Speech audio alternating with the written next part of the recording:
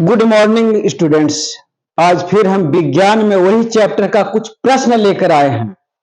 अब वो प्रश्न है जो आपको एग्जामिनेशन में आता ही है, इसलिए आप इस वीडियो को आराम से देखिएगा, समझिएगा, क्योंकि मानव की कहानी बड़ी पुराना है और ये पुराना कहानी से होकर जुताई कुड़ाई करके इंसान हम आज चैप्टर आ गया फसल उत्पादन एवं प्रबंधन, क्रॉप प्रोडक्शन एंड मैनेजमेंट पे। इसमें बहुत क्वेश्चन उठ सकता है, बहुत क्लासेस चल सकती है, लेकिन मैं कम करते हुए और आगे भी बताना है ताकि सारा ही चैप्टर समाप्त हो जाए और आपको भी कुछ फायदा हो जाए। आपको भी पढ़ने की जो हम बोलेंगे वो समझिएगा और उससे और समझिएगा, किताब को पढ़ने से और समझिएगा। हम बताएंगे, कुछ प्रश्न लेकर आए हैं और छोटा छोटा उसमें ट्रिक है, समझिएगा और आराम से पढ़िएगा। सबसे बढ़िया आराम से धीरे से पढ़िए और उसको समझिए और फुट नोट्स बनाइए। अब क्वेश्चन है कि सिंचाई किसे कहते हैं? सिंचाई सबको देखता है कि पानी को खेत में गिराना को सिंचाई कहते हैं। तो हम लिखें सभी बीजों पौधों एवं फल वृद्धि एवं उसके संवर्धन के लिए जल की आवश्यकता होती है। विभिन्न अंतराल पर खेतों में जो जल देना सिंचाई कहलाता है। विभिन्न अंतराल पर जब मर रहा है पौधा, देखेंगे कि अब सूख रहा है पौधा तो जल देंगे, दैट इज सिंचाई है, प्लांटेशन है, सिंचाई है, सिंचाई कहते हैं इसको। और दूसरा क्वेश्चन है उर्वरक और खाद में क्या अंतर है? बड़ा ही इंपॉर्टेंट क्वेश्चन है, उर्वरक और खाद में क्या अंतर है? बार बार हिंदी के लिए हम पढ़ा रहे हैं। उर्वरक और खाद में, उर्वरक एक अकार्बनिक लवण है जबकि खाद एक प्राकृतिक पदार्थ है, और गोबर, मानव का अपशिष्ट, ये सब खाद है। जो गंदगी हम लोग घर में कूड़ा करकट सब निकलता है, सब खाद के रूप में होता है। उसमें कुछ गीला कूड़ा और कुछ सूखा कूड़ा होता है।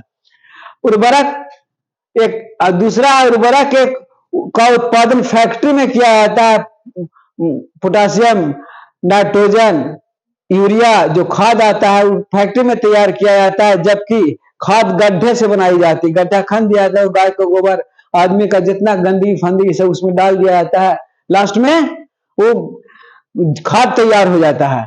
उर्वरक तीसरा कहता है उर्वरक से मिट्टी में ह्यूम प्राप्त नहीं होता, उसका ह्यूम शक्ति को घटाता है वो, जबकि खाद से मिट्टी की प्रचुर मात्रा में ह्यूम्स प्राप्त होता है, उसको ह्यूमस मिलता है, शक्ति मिलता है। और चौथा उर्वरक जैसे नाइट्रोजन है, यूरिया है, पोटाश है और फास्फोरस है होती है, इसमें शीघ्र अनुवर्रक हो जाती है।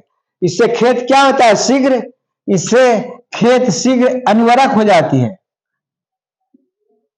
इसलिए हमको खाद का ज्यादा से ज्यादा उपयोग करना चाहिए। इसलिए खाद और उर्वरक में अंतर चार को मैंने बताया। पहला, उर्वरक एक कार्बनिक लवण है, अकार्बनिक लवण है, जबकि खाद एक प्राकृतिक पदार्थ है, गोबर, मानव के अपशिष्ट। दूसरा, उर्वरक का उत्पादन फैक्ट्री में होता है, लेकिन खाद का उत्पादन गड्ढा से होता है। तीसरा उर्वरक से मिट्टी में ह्यूम की प्राप्त नहीं करता, उसकी शक्ति छीन हो जाता है मिट्टी का, और जबकि खाद से मिट्टी की शक्ति बढ़ते ही रहता है। उर्वरक जैसे यूरिया है, नाइट्रोजन है, पोटाश है, फास्फोरस है, इससे शीघ्र अनुवर्रक हो जाती है, खेत शीघ्र अनुवर्रक हो जाती है, जबकि खाद से मिट्टी की उर्वरक शक्ति बढ़ता है। अब है खरपतवार क्या है, हम इसे नियंत्रण कैसे करेंगे? तो खेतों में कई अनवांछित पौधे प्राकृतिक रूप से फसल के साथ उग जाते हैं। खरपतवार क्या है? तो कहता है खेतों में कई अनवांछित पौधे प्राकृतिक रूप से फसल के साथ उग जाते हैं, इन्हीं अवांछित पौधों को हम खरपतवार कहते हैं। इसका खरपतवार का नियंत्रण कैसे? निकाई निकौनी के द्वारा तथा खरपतवार नाशी दवा आता है, उसको छिड़काव करके हम करते हैं इसका नियंत्रण। चौथा क्वेश्चन है कि फसलों का उपज में सुधार के महत्वपूर्ण सुझाव दीजिए। महत्वपूर्ण क्या है? फसल कैसे ज्यादा से ज्यादा बढ़िया होगा? तो जुताई कुड़ाई, पहला मिट्टी की तैयारी, जुताई कुड़ाई मिट्टी का उलट पुलट अच्छी तरह से करना चाहिए। बुआई या रोपाई के समय बीजों के बीच सही दूरी रहना चाहिए तथा उत्तम किस्म का बीज का प्रयोग करना चाहिए। क्या? उत्तम किस्म का बीज का प्रयोग करना चाहिए, उत्तम किस्म का बीज का प्रयोग करना चाहिए। ये ना कि बीजे तुम्हारा खड़ा है तो उगेगा क्या। और मौसम के अनुसार सिंचाई का प्रबंध होना चाहिए, ना कि खूब गर्मी पड़ा आपके पास सिंचाई की व्यवस्था नहीं है तो अच्छा नहीं होगा। निकौनी, यदि खरपतवार उग गया तो निकौनी का भी प्रबंध करना चाहिए, निकौनी करना चाहिए। यदि मान लिया ज्यादा उसको है तो खरपतवार नाशी दवा को भी उपयोग करना चाहिए। और फिर यदि फसल पूरी तरह से तैयार हो जाए तो बढ़िया से उसको थ्रेशरिंग करवा के उसका भूसा और अन्न को अलग अलग कर लेना चाहिए। अच्छी तरह से ओसानी भी करना चाहिए। मान लीजिए जिसके यहाँ थ्रेशर नहीं है वहां ओसानी से ऐसे से चाल करके गिरा करके हवा का रुख दे करके करते हैं और साफ बोरों में अन्न का भंडारण गृह में रख देना चाहिए और फिर उसका धीरे धीरे उपयोग करना चाहिए। यह हुआ कि फसलों के उपज में सुधार हेतु महत्वपूर्ण सुझाव। आप अच्छा भंडारण करके रखिएगा तो अगले साल लगाने के लिए भी हो जाएगा बीज। अब प्रश्न उठता है, एक प्रश्न है, केचुआ किसानों का मित्र कहा जाता है, क्यों भाई? केचुआ मन चेहरा होता है जो सांप की तरह लाल लाल होता है खेत में, उसको हम केचुआ कहते हैं। केचुआ बिना फसल को नुकसान पहुंचाए अपना जीवन मिट्टी खाकर बिताता है भाई, और जो विष्टा करता है वो खाद के रूप में खेतों की उर्वरा शक्ति को बढ़ाता है, इसलिए इसे किसानों का मित्र कहा गया है। इसलिए इसे किसानों का मित्र कहा गया है। हमारे भोजन के स्रोत क्या हैं? तो पौधे हैं, फल है और जीव जंतु है। जंतु को भी हम लोग खाते हैं, खस्सी है तो मछली है, इसे भी खाते हैं। अब प्रश्न है कि हम फसलों का वर्गीकरण कैसे करते हैं? तो मौसम के आधार पर हम फसलों का वर्गीकरण करते हैं। वर्षा ऋतु में खरीफ फसल धान मक्का मड़ुआ ये सब है, और शीत ऋतु में रबी फसल है, गेहूं है, चना है, और एक होता है जो कल बताए थे बीच में लगता है। और प्रश्न फिर इतना ही हम जो क्वेश्चन उसी के अनुसार खाली जवाब देते जा रहे हैं, ज्यादा नहीं बताने की कोशिश करते हैं।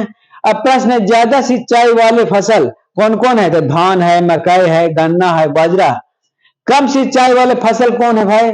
तब गेहूं है, जौ है, सरसों है, चना है, मसूर है, अरहर। ये सब कम सिंचाई करने की आवश्यकता पड़ती है। कम सिंचाई में भी गेहूं हो जाता है, जौ हो जाता है, चना हो जाता है। अब कृषि पद्धति क्या है? क्वेश्चन है, कृषि पद्धति क्या है? फसल के उगाने के लिए किसान अनेक क्रियाकलाप करते हैं। जोतना है, कोड़ना है, बोना है, कटाई करना, ये सब कृषि पद्धति, उसी को कृषि पद्धति कहते हैं। किसान जितना एक फसल को उगाने में कार्य करता है, उस कार्य की प्रक्रिया को ही हम कृषि पद्धति कहते हैं। अब फसल चक्रण क्या है? बड़ा इंपॉर्टेंट क्वेश्चन है। फसल चक्रण क्या है?